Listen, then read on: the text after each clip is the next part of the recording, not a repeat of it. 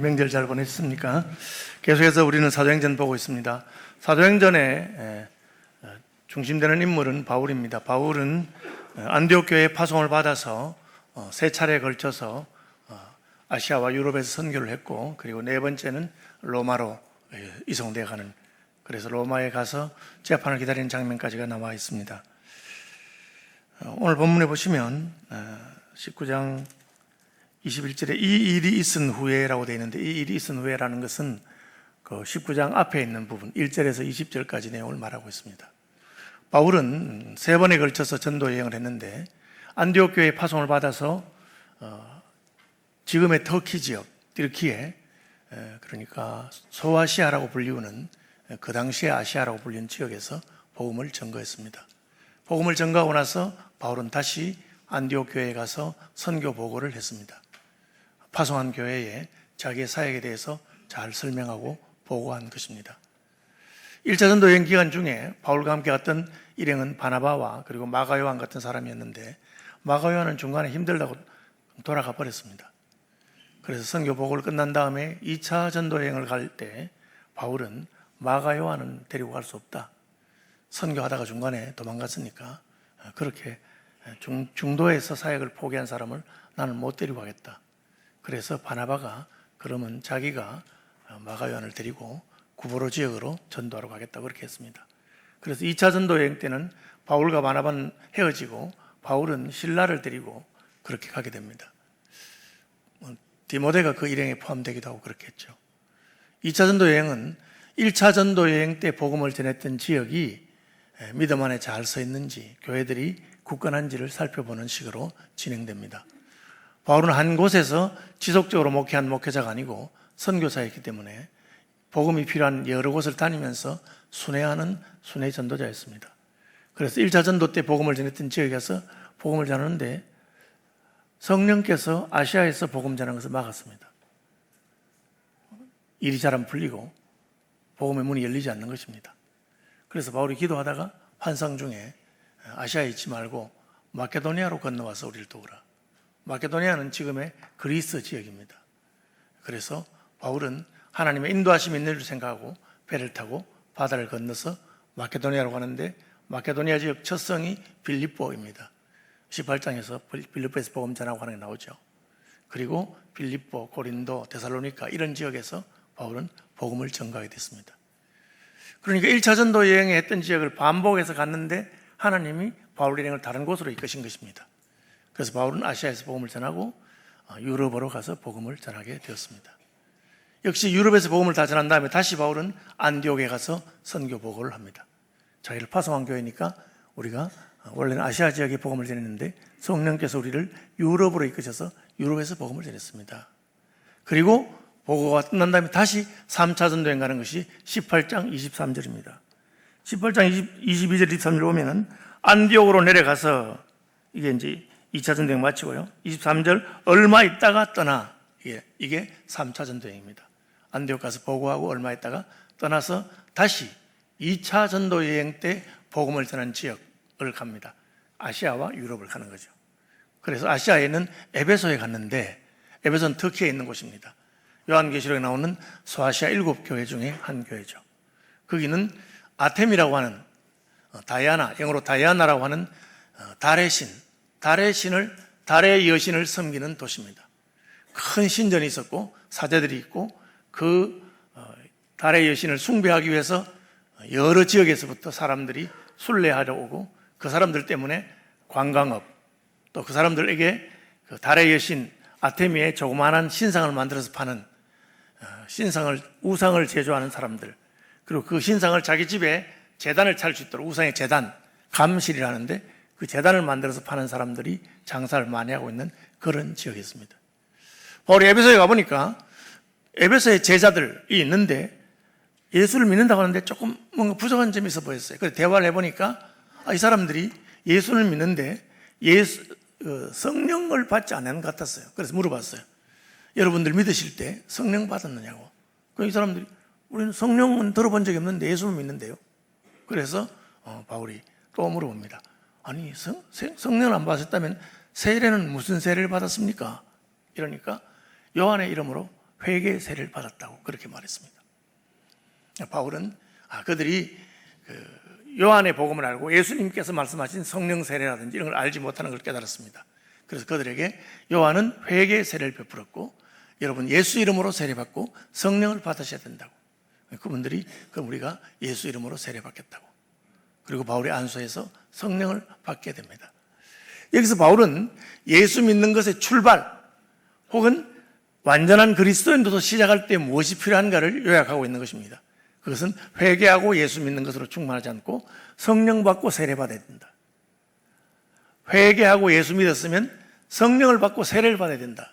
그것이 바울이 주장하는 바였습니다. 에베소 교회는 바울의 가르침을 따라서 예수 이름으로 세례를 받고 성령을 받았습니다.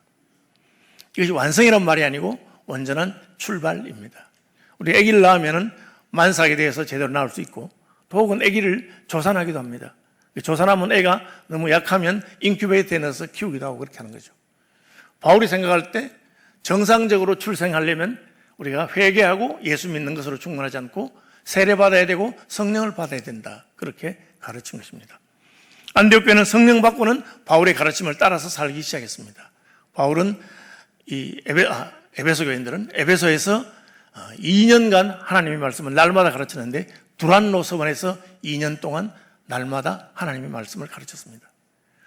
우리는 바울 사도가 설교를 오래 하는 사람인 것을 알 수 있습니다. 그가 나중에 밀레도에서 예배를 인도할 때 이런 일이 있었습니다. 설교하는데 유두고라고 하는 청년이 난간에 걸터 앉아서 예배를 하고 설교를 듣다가 졸다가 떨어져 죽었습니다. 여러분 예배 시간에 누가 떨어져 죽으면 어떻게 되겠어요? 난리가 났죠. 바울은 사도였기 때문에 그를 보고 하나님께서 살리실 것을 믿고 그를 위해서 기도하고 그가 죽었다가 살아났습니다. 굉장히 놀라운 일이죠. 저는 설교하다가 좋은 거 이해가 되고 설교하다가 떨어지는 수도 있다고 생각합니다. 그리고 바울이 떨어진 사람을 살린 것도 놀라운 일이지만 있을 수 있다고 생각합니다. 더 놀라운 건 뭐냐? 그 사람이 살아나자 바울은 또 설교하기 시작했습니다. 사람이 죽었다가 살아나는데도 바울은 멈추지 않고 설교를 할 말을 다 하는 그런 사람입니다. 그런데 그런 열심히 가르치는 바울이 자그마치 2년 동안 날마다 에베소에서 가르쳤습니다. 그러니까 우리가 예수 믿고 회개하고 세례받고 성령 받는 것은 출발이지 끝이 아닙니다. 하나님 말씀을 지속적으로 반복적으로 배워야 하는 것입니다. 여러분 오늘부터 작은 예배 시작되는데 이미 참석하신 분도 있고 아직 참석하지 않은 분도 있는데 다 참석하셔서 작은 예배에서 하나님 말씀을 배우고 질문하고 그렇게 하시기를 바랍니다. 바울이 2년 동안 그렇게 가르치자 어떤 일이 일어났느냐? 에베소에 큰 변화가 있었습니다. 왜 그렇습니까? 복음은 그냥 예수 믿는다고 절에다가 이름 올려놓는 것처럼 그냥 서울시민교회 적을 하나 올려놓는 그런 게 아닙니다. 복음은 우리의 삶 전부를 바꾸는 능력입니다. 그런 적 누구든지 그리스도 예수 안에 있으면 새로운 피조물이라 이전 것은 지나갔으니 보라 새 것이 되었도다 한 말처럼 우리 예수를 믿을 때 예수님 믿는 것은 우리의 삶을 바꿉니다. 오늘 본문에 보니까 예수 믿는 사람들이 달랐다.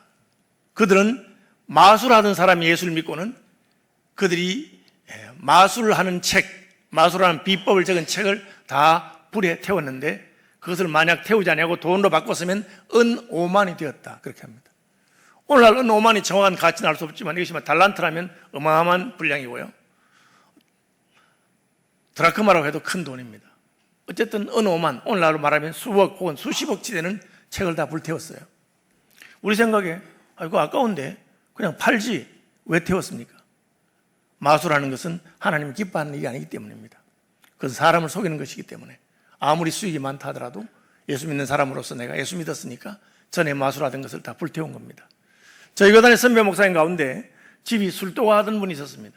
그분이 예수 믿고 나서 자기 술도가를 다 팔아서 정리해서 없애고 문 닫고 그리고 그 돈으로 다른 사람을 다 구제하고 자기는 빈털터리가 되었습니다. 왜 그렇게 했느냐? 내가 이제 예수를 믿었으니까 전에 다른 사람 술 취하게 하고 나쁜 방법으로 벌었던 그 돈도 내가 살지 않겠다. 그렇게 말했습니다. 완전한 변화가 있는 것이죠. 옛날에는 그런 건 아닙니다. 저는 최근에도 우리 교단에 분당 샘물교회 은퇴하신 목사님한테 들은 이야기인데 이 박은재 목사님이죠. 박은재 목사님이 교인 사무실에 신방 갔는데 신방 가보니까 깍두기 깍두기 머리한, 그죠? 우리 오늘날 말하면 조폭 같이 생긴 사람이 하나 있었는데, 그래서 무슨 비즈니스 때문에 만나는 중이었는지 몰랐어요. 그래서 그냥 전도를 했어요. 예수 믿으시라고. 그리고 시간 나시면 저희 교회 한번 오시라고. 그래서 박 목사님 가고 난 다음에 그분이 조폭 부두목인데, 그 사무실 사장님 보고, 저분 누구냐고. 예, 우리 교회 목사님이라고. 그러니까 자기 생전에 자기 보고 교회 나오라는 사람 처음 봤다는 거예요. 그래서 나도 교회 가도 되냐고 물어본 거예요. 그럼 가시면 된다고. 그래서 교회 갔습니다. 첫 시간에 하나님의 성령께서 그에게 역사하셨습니다. 그는 뭐 그냥 눈물 콧물 다 흘리고 진심으로 회심했습니다. 그리고는 자기 두목을 찾아갔습니다. 선생님, 죄송합니다. 제가 아무래도 이제는 이 조직에서 나가야 되겠습니다. 조직에서 못 나가잖아요. 나가면 그 비밀도 알고 있기 때문에 보통 제거하고 이렇게 하는데, 근데 그냥 안 가고 자기가 그 조직 생활하면서 얻었던 모든 수익, 빌딩, 뭐 집 이런 거 있잖아요. 문서 다 가져가서, 형님 내가 여기 조직에서 얻은 건 다 내놓고 옷도 다 벗고 양복까지 싹 그냥 소옷바라면 나는 이제 간다고. 그렇게 해서 내보내줬대요. 그리고는 강원도에 가서 채석장에서 돌 깨는 일을 합니다. 왜? 내가 힘은 있으니까. 전에 내가 남을 괴롭히고 덩쳐먹은 그런 돈으로 내가 살지 않겠다. 완전한 회심이죠. 그런 변화가 있는 겁니다. 에베소에 그런 변화가 있었습니다. 한국 사람들이 술 마시는 거 좋아하고 노름하는 거 좋아하고 담배 피우고 선교사들이 왔을 때 한국 사람들이 삶 자체가 엉망이었습니다. 그런데 복음이 전해지고 그분들이 회심하고 척들이고 하던 거 다 축잡하는 거 그만두고, 그죠? 그런 변화로 말미암아 에베소에도 놀라운 변화가 있었습니다. 에베소 사람들이 더 이상 그들이 섬기던 여신 아테미를 섬기지 아니하고 하나님을 섬기게 되었습니다. 그러니까 어떤 일이 났습니까? 그러니까 데메트리오라고 하는 사람이 야, 이거 큰일 났다. 이러다 난리 나겠다. 그렇게 생각한 겁니다. 그는 자기 직원들과 동업자들을 모아서 선동하기 시작했습니다. 야, 이거 큰일 났다. 이게 무슨 바울이라고 하는 사람이 뭐라고 하냐면은 우리가 섬기는 아데미는 참된 신이 아니다.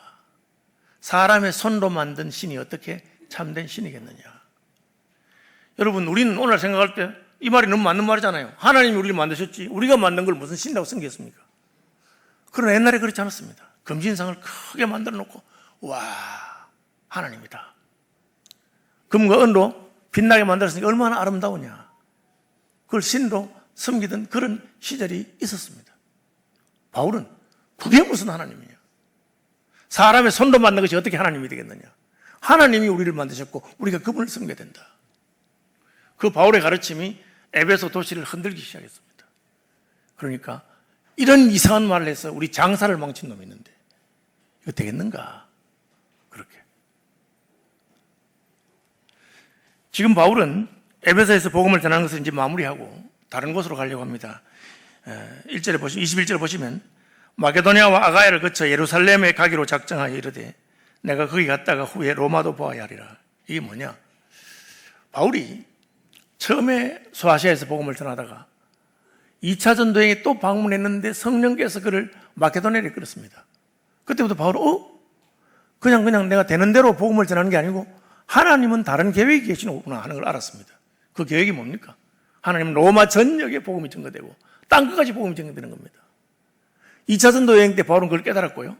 3차 전도 여행 때는 지금 3차 전도 여행 중인데 바울은 에베소에 와서 뭐라 하냐면은 내가 지난번에 2차 전도 여행 갔던 마게도니아, 아가야, 빌립보 교회, 고린도 교회, 데살로니가 교회 그런 데 가서 방문하고 그리고 이번에는 내가 예루살렘에 가야 되겠다. 바울이 왜 예루살렘에 가려고 합니까? 예루살렘은 사도들이 있는 곳이고 복음이 시작된 곳입니다.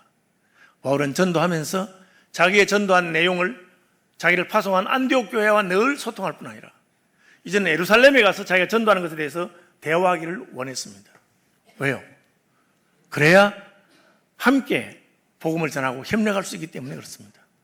저는 선교학을 전공했는데 선교사님들이 특별히 한국 선교사님들이 한 곳에 많이 파송되면 서로 간에 경쟁하고 중복 투자하고, 한 사람이 신학교 세우면 다른 사람 신학교 세우고 했던 것도 하고, 그래서 아주 비효율적으로 복음이 전거되고 그런 일이 있습니다. 그러면 안 되는 거죠.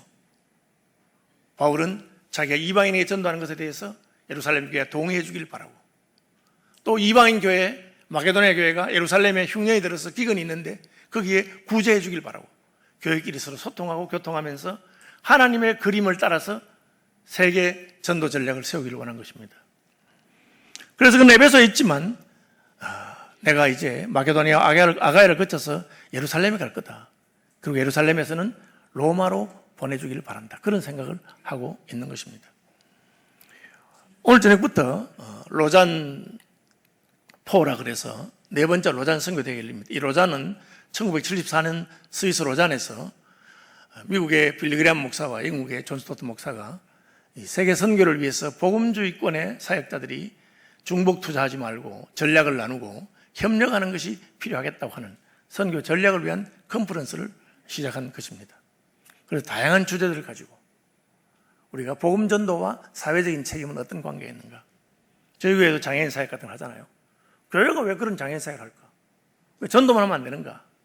그렇게 주장하는 분도 있고, 또 해야 된다는 분도 있고, 그런 것에 관해서 서로 대화하고, 또 미전도 종족에 관해서 선교해야 된다. 그런 전략적인 정책과 언론이 나온 것입니다. 74년에 마닐라에서, 스위스 로잔에서, 그 다음에 필리핀의 마닐라에서, 그리고 남아프리카에서, 그리고 올해 네 번째로 한국에서 열리게 됩니다. 5,000명 정도의 전 세계 선교사들, 또 선교 관련 목사님들, 교수들, 그리고 선교단체 대표들, 그리고 사역 전문가들이 와서 앞으로 우리가 어떻게 선교해서 주님 오실 때까지 그 사명을 감당할 것인가에 대해서 그런 전략적인 것을 회의하는 것입니다. 바울의 선교는 그런 전략적인 것이었습니다. 그는 3차 선도 여행에서 에베소에 가서 이 에베소 교회가 스스로 설 수 있도록 성령과 말씀으로 세우고, 그리고 에베소 교회가 이제 말씀으로 말미암아 사람들이 변화되고 에베소 도시 전체가 그 영향을 받게 되는 그런 일이 생겼을 때 그는 난 이제 마게도니아 아가야를 거쳐서 다시 예루살렘을 가고 3차 전도여행을 마무리하고 이제는 로마에 가야 되겠다. 로마로 오고 싶은 바울의 소원은 그가 체포되어서 예루살렘에 올라가서 체포되어서 이루어졌습니다. 그는 체포되어서 죄수의 신문로, 미결수의 신문로 로마 황제에게 재판받기 위해서 가게 되는 그 내용이 사도행전 끝까지 나오는 내용입니다. 어쨌든 에베소를 떠나려고 하는 순간에 그때쯤 되어 이 도로 말미암아 적지 않은 소동이 있었다. 왜 소동이 있습니까? 복음이 그냥 이름만 올려놓는 거예요. 절에 이름 올려놓듯이 예수 믿는다고 그냥 내 종교 안에 하나 적어놓는 그런 정도 같으면 소동이 없을 것입니다. 한국교회에도 집안에서 한 사람이 예수를 믿으니까 그 집안이 난리가 납니다. 왜? 제사를 안 지낸다니까. 그죠? 그 사람의 삶이 달라지기 때문에. 그러니까 난리가 나는 겁니다. 에베소에서는 더 이상 아테미 신을 섬기지 않는 사람들이 많아지니까 난리가 났습니다. 그래서 그들이 이 아테미 신을 섬기는 것을 우상숭배라고 말하는 그 바울을 그냥 둬서는 안 된다. 어떻게든지 쫓아내든지 하고 사람을 끌어모으기 시작했습니다. 그가 직공들과 영업하는 자들을 모아 이르되 여러분도 알거니와 우리의 풍족한 생활이 이 생업에 있는데, 야 사실 우리가 아테미 신이 잘 돼야 이 아테미 신상, 여신상 만드는 것도 돈을 벌고 감시를 만드는 돈을 벌고 하는데, 이 바울이 전 아시아를 다니면서 사람의 손으로 만든 것은 하나님이 아니다. 아니 우리가 만든 게 무슨 하나님이냐? 우리를 만드신 분이 하나님이지. 그래 말하니까 이 사람들의 생각이 바뀌어가지고 큰일 났다. 여러분 저희들이 어린 시절이나 조선시대 말기에는 동네마다 무당들이 다 있었습니다. 일 있으면 무당들이 해결했습니다. 그런데 복음이 전개되고 나니까 무당들이 이제 갈 곳이 없잖아요. 자기들끼리 모여가지고 무당촌을 해가지고 그렇게 영업하게 되는 그런 자료가 가게 되죠. 만약 그들이 힘이 있었다면 어떻게든지 대항하려고 했을 것입니다. 데메드리오는 유력한 사람이기 때문에 우리의 영업이 천해지고 아테미 신전도 무시당하고 아시아와 온 천하가 위하는 그의 위험이 떨어지겠다. 이러다가는 완전히 그냥 아테미가 우습게 되겠다 하고는 사람들을 끌어모아서 데모를 하기 시작했습니다. 여러분, 군중을 모아놓고 막 사람들 흥분시켜서 하는 것이죠. 이 가능합니까? 가능합니다. 왜? 선동하는 사람들이 선동하면 거기에 넘어가게 되어 있습니다. 2차 세계대전 동안에 독일은 유태인들을 죽여야 된다고 그렇게 선동했습니다. 그래서 전 독일 사람들이 일어나서 유태인들 600만 명을 죽였습니다. 전쟁이 끝나고 독일은 역사에 대해서 반성하는 사람들입니다. 그래서 우리가 유태인을 죽인 것은 잘못이었다 하고 2차 세계대전의 과오에 대해서 초등학교 때부터 가르칩니다. 그런데 독일 애들이 그걸 안 믿어요. 왜 안 믿느냐? 말도 안 되는 소리다. 우리나라 독일이 얼마나 이성적이고 합리적이고 괴테를 배출한 문학적인 나라고 쇼팽을 배출하고 이 음악적인 나라인데, 아니 우리나라가 무슨 유태인들을 그렇게 명분도 없이 그렇게 죽일 수 있느냐? 안 믿어요. 중학에 또 가르칩니다. 진짜 그런 일이 있었나? 고등학에 또 가르칩니다. 대학 때쯤 가면은 좌절합니다. 어떻게 우리가 그런 일을 했을까? 어떻게 우리나라가 그렇게 했을까? 그러니까 독일 사람들은 10번이고 20번이고 사과합니다. 그런데 여러분 놀라지 마십시오. 그 세계에서 제일 똑똑하고 이성적인 독일 사람들도 선동을 당해서 그런 일을 했습니다. 마귀가 사람 마음을 흔들고 선동하면 엉뚱한 짓을 하는 거예요. 데메드리오는 교묘하게 에베소를 위하여, 에베소의 아테미를 위하여 하고 사람들을 선동했습니다. 사람들이 모였는데 나중에는 그 원형극장, 여러분 로마에 가면 콜로세움 있잖아요. 그런 게 로마는 도시마다 세웠는데 에베소의 콜로세움에 그 원형극장에 사람들이 막 모여서 난리가 났습니다. 그리고는 바울의 일행이었던 마케도니아 사람 가이오와 아리스토가를 붙들어갔습니다. 사람 잡아가면 됩니까? 재판도 안 하고 그냥 막 끌고 갈 수 없죠. 체포영장 넣는데. 그런데 흥분한 군중들이 저놈들이 바울과 같이 있는 사람 아니냐고 잡아갔습니다. 바울이 그 소식을 듣고 자기도 가려고 했습니다.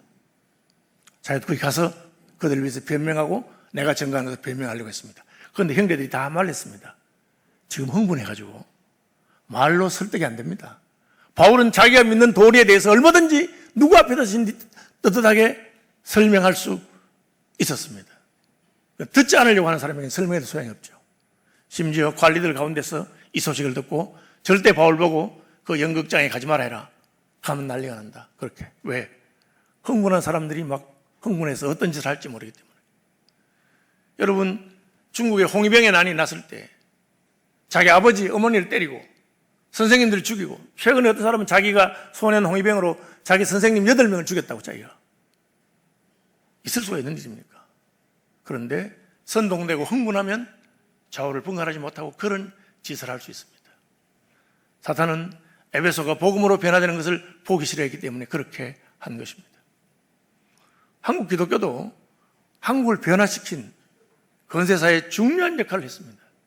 한국의 그리스도인들이 작았지만 제 어느 외에는 그리스도인들이 많이 있었고, 그들은 한국의 헌법에 기초를 놓을 때 종교의 자유와 그리고 자유민주주의에 대한 것을 다 넣고 그렇게 한 겁니다. 이제 시간이 많이 지나서 한국의 기독교가 상당히 유력한 그런 종교가 됐는데, 이제는 이제 기독교를 흔들고자 하는, 선동하고 모욕하고, 최근에 어떤 국회의원이 기독교를 보고 무슨 탈레반이라고, 저는 말도 안 되는 그런 이상한 소리를 하는 그런 이야기를 들은 정도가 됐습니다. 얼마든지 그럴 수 있습니다. 우리나라는 안 그럴까요? 저는 수년 전에 광우병 사태가 나고 전 국민이 뜰 때 저는 미국 소고기 먹으면 죽는 줄 알았어요. 그렇게 떠들었어요. 시간이 지나 보니까 그것은 과학적 근거가 있는 것도 아니고 사실도 아니었습니다. 그러나 그때는 전부 다 흥분해가지고 왜 미국의 아부하고 미국산 쇠고기를 수입하느냐, 그렇게 난리를 피운 겁니다. 그것이 선동에 무서운 것입니다. 여러분, 하나님의 성령께서 하시는 것과 사람들이 흥분해서 선동하는 것은 다른 것입니다.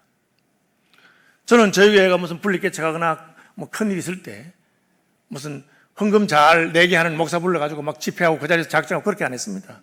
왜 그렇게 안 했을까요? 그것은 하나님의 방법이 아니기 때문에 그렇습니다. 여러분이 막 집회 중에서 마음이 흥분해가지고 작정했는데 집에 가서 끙끙 앓게 되면 그거는 성령께서 하신 것이 아닙니다.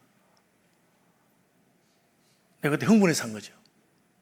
하나님께서 하신 역사는 맑은 정신으로 집에 가서 가만히 생각하니까 내가 더 해야 되는데 내가 참 믿음이 작았어. 그것밖에 못했구나. 그것이 하나님께서 하시는 것입니다. 대중을 선동한 사람들이 바울의 일행을 잡아가고 그들을 어떻게 처치할지 몰랐습니다. 이 기회를 이용해서 유대인들 가운데 우리는 바울하고는 다르다. 바울은 잡아야 된다. 그렇게 주장하는 사람들이 있었습니다. 그들은 에베소 사람들이 아테미를 섬기는 것에 전혀 관심이 없습니다. 왜? 뭐 이방인들이 죽든지 말든지. 유대인들은 자기들만 택한 백성이니까 우리만 잘 믿고 잘 살면 된다. 우리가 하나님 백성이 된다고 생각하는 겁니다. 예수님은 그렇지 않습니다. 예수님은 천하 만민이 구원받기를 원하시고 가서 복음을 전하러 간 거죠. 다릅니다. 그런데 이게 지금 에베소의 아테미요, 큰 신이요 하고 막 외치고 흥분하니까 그 사람들이 뭐 유대교하고 뭐 기독교하고 무슨 구별이 되겠어요? 그래서 우리는 다르라고 알렉산드라는 사람이 가서 말하는데 그 말할 기회도 안 주는 거예요. 너무 군중들이 흥분하니까. 자기 사람들만 떠들고 난리가 났습니다. 이걸 막을 방법이 있겠습니까? 이제 바울은 떠나야 되고 에베소 교회는 거기서 신앙생활을 하면서 있어야 되는데 오늘 본문을 보니까 하나님께서 서기장을 통해서 이 무리를 진압한 것을 알 수가 있습니다.